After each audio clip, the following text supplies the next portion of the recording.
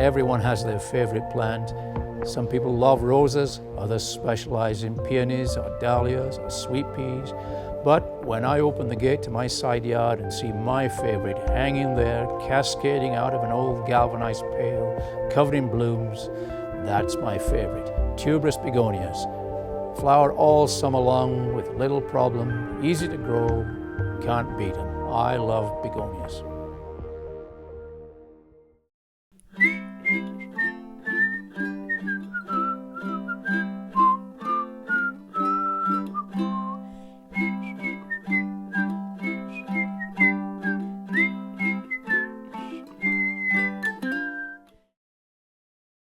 Hi, today I'm going to be talking about tuberous begonias, one of my favorite plants. They're great, more bang for the buck with begonias.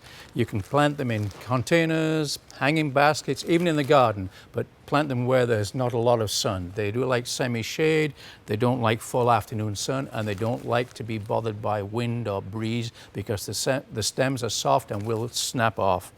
One more thing I like about tuberous begonias is they are so easy to grow. To plant a tuberous begonia, you have to start now. These are tubers. This is one I purchased from the store just the other day. This is one I saved over winter. See the difference in size? You can keep them year after year if you store them correctly. They're similar to a potato. A potato is a tuber. They're underground storage devices for energy. They store the energy to create another flowering the following year.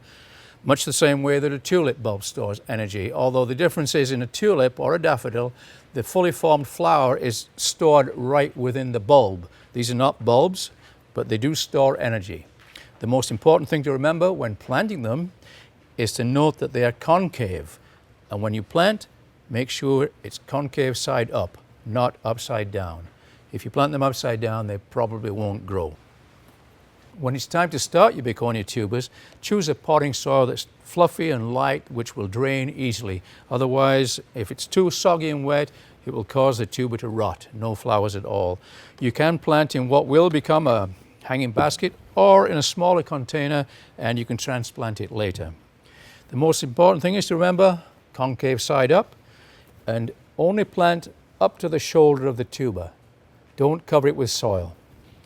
Make a slight depression, press in firmly, pack the soil around, and then you can water it in.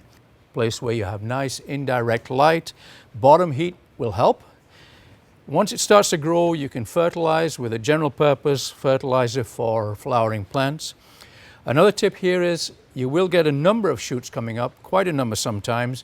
Snip off the small ones, the weak ones, and try to restrict it to just 3 large stems, and you'll have a much fuller, bushier plant with stronger stems. Have fun with your begonias. Any questions on tuberous begonias? Send an email to garden@gto.net. I'm David Hobson for therecord.com.